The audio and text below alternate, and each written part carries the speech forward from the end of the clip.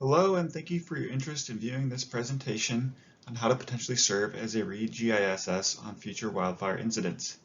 My name is Jeremiah Jolly. I currently work as a field biologist for the Golden Gate National Recreation Area with the National Park Service. My day job, I primarily manage restoration projects for T&E species in coastal prairie grassland habitats as well as scrubland habitat in the Bay Area of California. My background in fire started while overseeing the Reading Fire Burned Area restoration work at Lassen Volcanic National Park about a decade ago, which eventually led to getting involved with resource advising on incidents in Northern California, and then later transitioned into occasional GIS support as a trainee, and more recently being embedded as a qualified GISS within resource advisor groups during the suppression repair phases of the Ferguson and North Complex incidents. While this presentation is mostly going to have an audience of GIS specialists, it is my hope that those with advanced skill sets in GIS, but may work day-to-day as a forester, or cultural resources manager, hydrologist, or botanist, among many other titles, will be able to put those mapping and data management skills to use within the IMT framework and consider supporting the ever-growing READ groups tasked with mitigating impacts to sensitive resources in the ever-growing complexity of wildfire seasons. Your help will be overwhelmingly appreciated.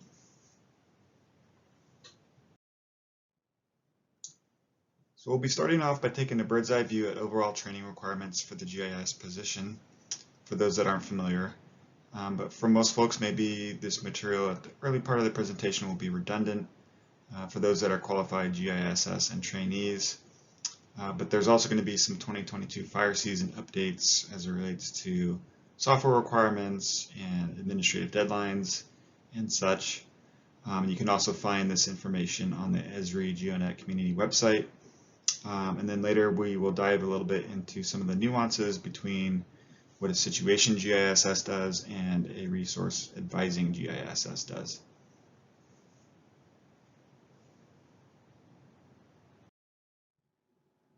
So what does a GISS do in the realm of wildland fire response? The Geographic Information System Specialist is indeed an official NWCG ICS position. The GISS position is in the Situation Unit of the Planning Section, run by a Planning Section Chief. The Planning Section is responsible for the collection, evaluation, and dissemination of information related to the incident, and also for preparing and documenting the incident action plans. The section also maintains information on the current and forecasted situation, and on the status of staff and equipment resources assigned to the incident. A GISS, either individually or within a team, manages all the geospatial data for an incident, creates hard copy maps and other digital products such as web maps for field data collection and online dashboards to improve the situational awareness of firefighters and to aid in the decision-making of the incident management team. Under the typical IMT structure, a GISS is supervised by the Situation Unit Leader on larger incidents, while on smaller fires, they may report directly to the IC.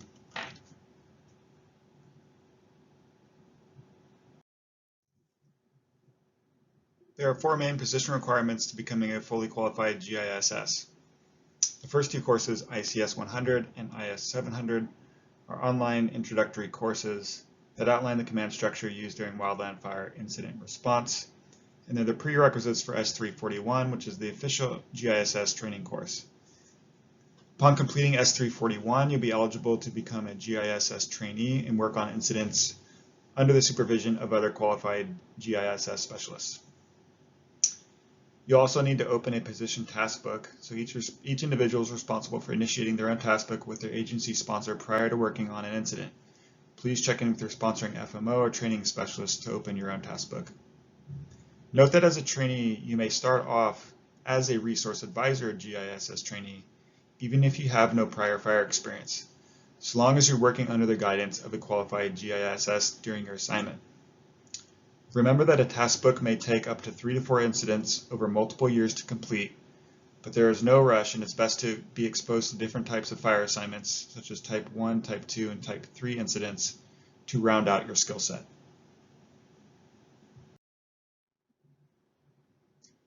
If you're interested in attending the S341 course, please be aware that the 2022 season courses are already underway, taking place with sessions both in March and April. So if you're interested, please keep an eye out in 2023. Usually announcements will come out in January, February of a calendar year, so please request your course nomination as they come out next year to learn about more opportunities for S341 in 2023. The current structure of S341 is a 4-day virtual online course. These are live instruction and demonstration courses with independent activities and exercises. There's also a course forum available for questions and discussion. The course total time commitment is about 40 hours, but you could expect there to be potentially more than that as it relates to pre-course trainings in addition to the S341 course time. It's important to point out that S341 is not necessarily a GIS training course. It already expects you know advanced concepts related to geospatial analysis and cartography. So the course is more or less geared towards GIS specialists, GIS technicians, cartographers, and other GIS users that are already working in land or resource management environment, but are interested in utilizing their skills for wildland fire or all hazard incident management. Now, if your day job is not in GIS directly, maybe a biologist or a forester or an archaeologist, but you utilize GIS in your job and you feel you have advanced GIS skill sets such as spatial data construction, editing, analysis, and map production, you will be eligible for this course, but keep in mind that it's geared towards the wildland fire response workflows and not necessarily teaching you how to use ArcGIS Pro, ArcGIS Line, etc. You're expected to have advanced knowledge of these software systems. You must also be available for a GIS assignment within the following year. Availability includes both supervisory approval and a personal commitment to support at least one incident. After completing S341, the next steps will be to acquire your red card as a GISS trainee and then open a task book. Work with your FMO of your local sponsoring agency for these steps.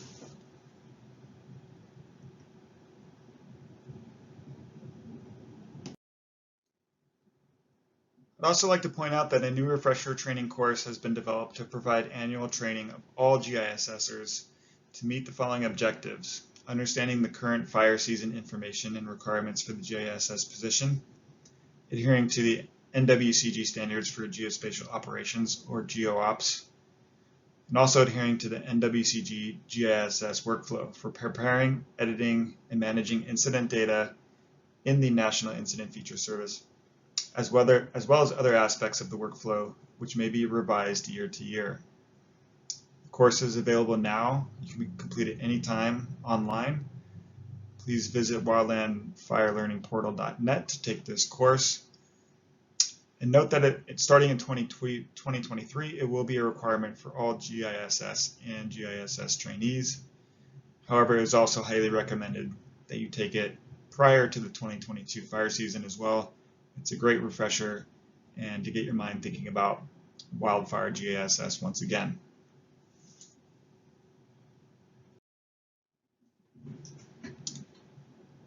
After logging into the Wildland Fire Learning portal, you may find the RT341 course by clicking on the Find Learning tab at the top, selecting courses, and then searching for 341 in the search bar. You'll get a list of results, and you should see the RT341 course listed. Click on that link, and at the bottom you can go to hit the enroll button to attend this course on your own time, and it should take about 8 hours to complete. Okay, so moving on to the 2022 fire season updates. A GISS should arrive at the incident with the correct software version installed.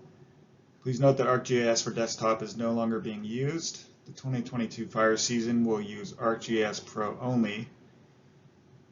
Due to security issues, users should have at least version 2.9.1 installed prior to arriving for an incident.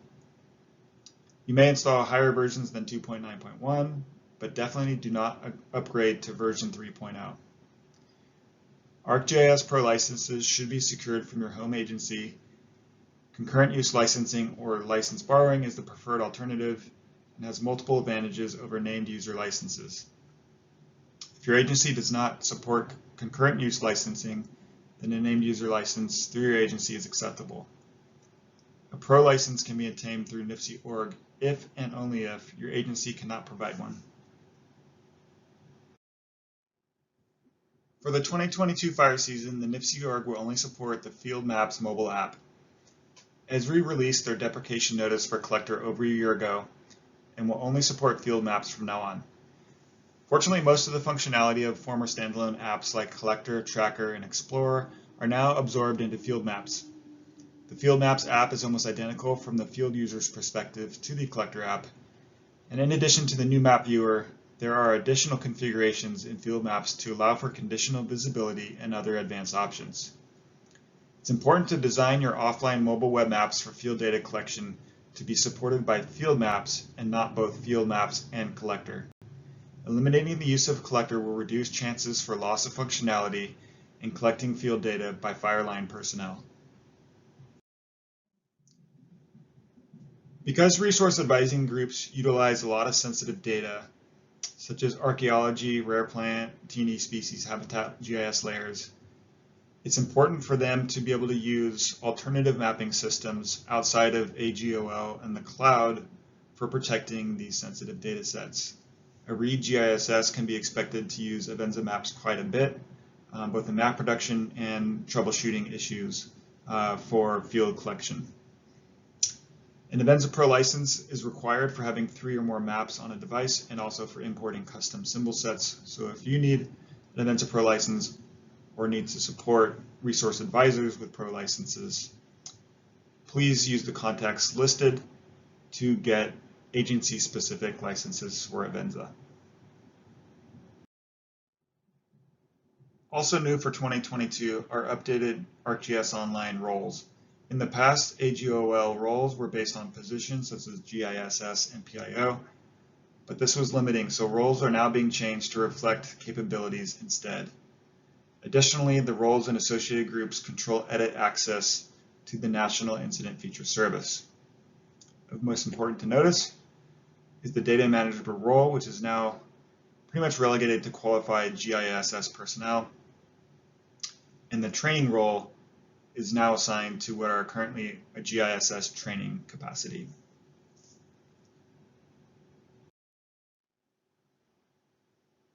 Also new for this year is the requirement that all GISS and GISS trainees take a self-certification class in the Wildland Fire Learning Portal to maintain their NIFC credentials. Those who don't take this certification prior to April 15th of this year will have their account downgraded. However, the class will be available year-round for those who need to be upgraded to the NIFC Data Manager role, which is the role with the highest privileges. You can find links to this course from the Esri Wildfire Response GIS community group as well.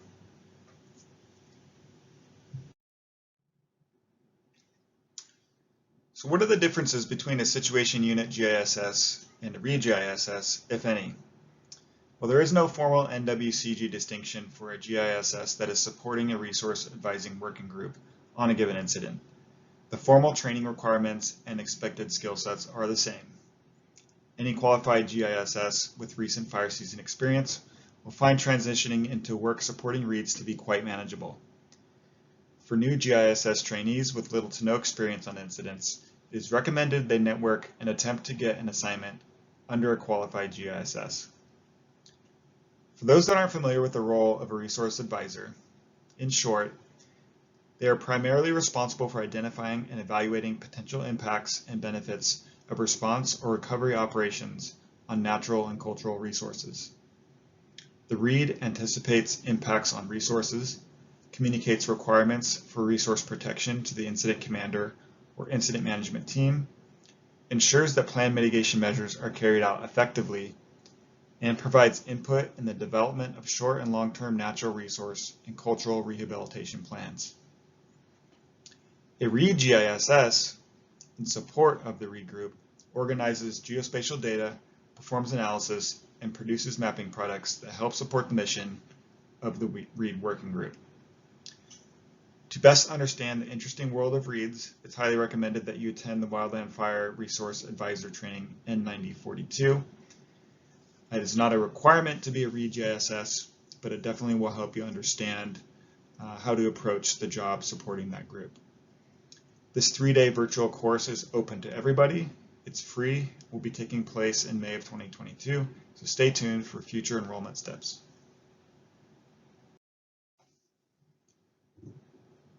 Although the formal training requirements for Situation Unit GISS and Read GISS are the same, there are some differences with the roles and responsibilities of each type. Depending on the size and complexity of the incident, a Read GISS may not be located within the ICP, nor be supervised under the usual ICS structure within the Situation Unit of the Planning section. Instead, they might be working directly with a team of several to several dozen reads and archaeologists that are managed by a lead resource advisor. Again, the incident complexity and whether the fire is an initial attack, extended attack, suppression repair phase, or a combination will determine the day-to-day responsibilities of a Read GISS. The data management and map production projects will have an emphasis on cultural and natural resources at risk and how to mitigate impacts to them from suppression and repair operations. Two main overarching primary objectives for a Read GISS are to provide relevant spatial data and map support to the Read group, and also reduce workload requests on the IMT GIS shop from the Read group so that they can focus on editing the National Incident Feature Service and standard map products like the IEP and briefing maps.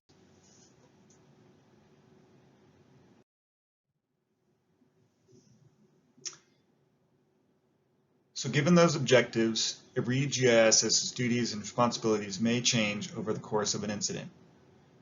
In the early stage of a fire, a Read GISS may be primarily focused on gathering and organizing data from local agencies.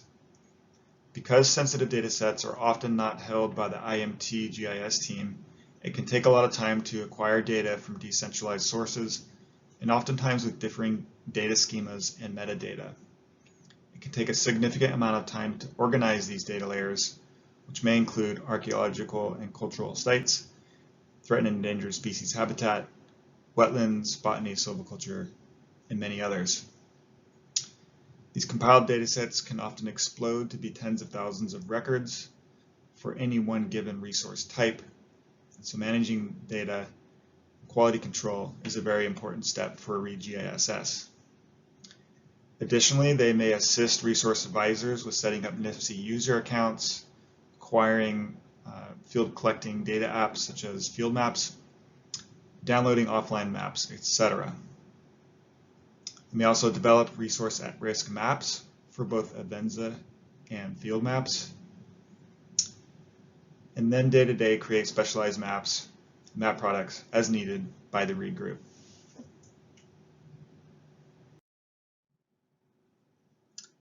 So as a fire expands and the IMT goes into extended attack phase for an incident, the priorities of a Read GISS may change over time. They will be refining and gathering additional data as the fire expands. They may be expected to train new resource advisors as needed with data collection and data best management practices. There will be ongoing daily map production needs specific to resource advisors and archaeologists. And oftentimes there's extra spatial analysis and mapping needs for special projects, such as creating print-only maps providing detailed information for highly sensitive tribal resources, or generating a subset layer of ARC sites that lie within a certain distance of a suppression feature like dozer line.